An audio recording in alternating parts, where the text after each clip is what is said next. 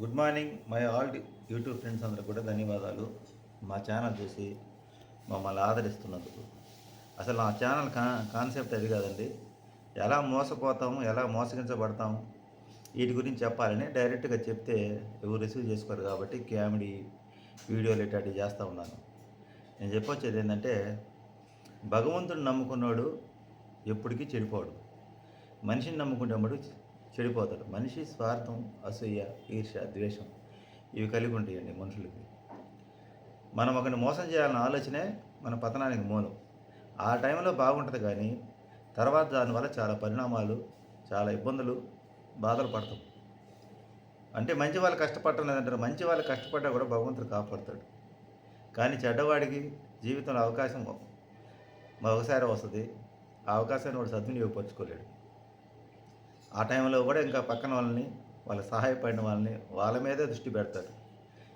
కానీ మంచివాడు అలా కాదు. ఎవడైనా ఒకటి సహాయపడితే వాడిని కృతజ్ఞత ఉంచుకుంటాడు. అలా కృతజ్ఞతగా నేను ఉండబట్టే ఇలాంటి పరిస్థితుల్లో నేను ఈరోజు 3 పూట తినగలుగుతున్నాను, హాయిగా నిద్రపోగలుగుతున్నాను. మా అమ్మ నెలకి నాకు 15,000 రూపాయలు, 13,000 రూపాయలు డబ్బు పంపించేది ప్రతి నెలలో. అమ్మ చచ్చిపోయింది. అమ్మ చనిపోక ముందు అమ్మాయి మ్యారేజ్ చేసి దాదాపు 9 లక్షల వరకు నష్టపోయా. అయినప్పటికి కూడా అమ్మాయి వల్ల మ్యారేజ్ చేసి డిస్టర్బెన్స్ అయ్యి మా ఇంట్లోనే ఉంది. ఆ తర్వాత ఇంకా మనకి ఎవరి నుంచి సపోర్ట్ కానీ సహాయం కానీ లేదు. కానీ నన్ను చూసి అసూయ పడేవాళ్ళు, నన్ను చూసి ఈర్ష్య పడేవాళ్ళు మా బంధువులు. వీడు ఇంకా పోలేదని. ఇదే టైంలో నాకు కరోనా వచ్చి ప్రైవేట్ హాస్పిటల్ అయినా మన అదృష్టం బాగుండి ఆ రోజు బెడ్ దొరకల. గవర్నమెంట్ హాస్పిటల్కి పోయి అయినా కూడా ₹1,00,000 ఖర్చు అయింది. వీడు పోతాడని మా వాళ్ళు అందరూ అనుకున్నారు.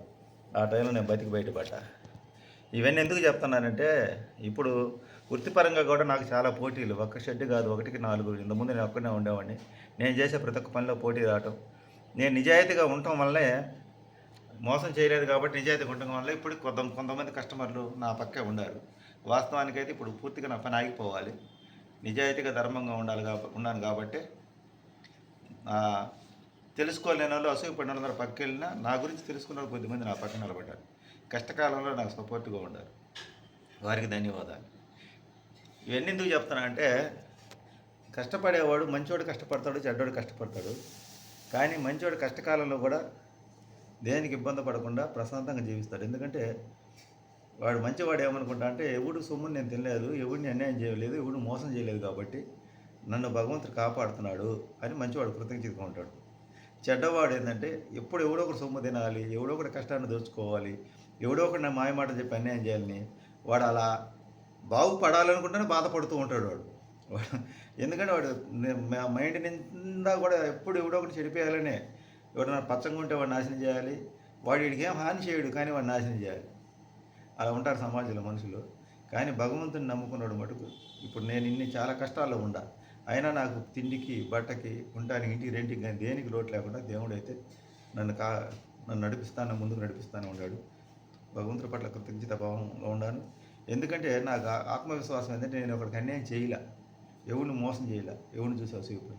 అందరు నన్ను మోసం చేశారు. నన్ను దెబ్బ రకరకాలుగా ఒక్కొక్క టైంలో ఒక్కొక్క రకంగా దెబ్బ కొడుతూ వచ్చారు.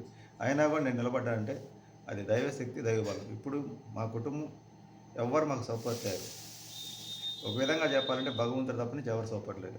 అయినా మేము హ్యాపీగానే బతుకుతున్నామంటే నిజాయితీగా జీవించే జీవితంలో ఉండే ఆనందం అది. ఉన్న దాంట్లో సంతృప్తి పడతాం. ఎవరిని మోసం చేయలేదు కాబట్టి మనకి కష్టకాలంలో కూడా భగవంతుడు కాపాడుతూ ఉంటాడు. ఇదే ఫ్రెండ్స్. Thank you.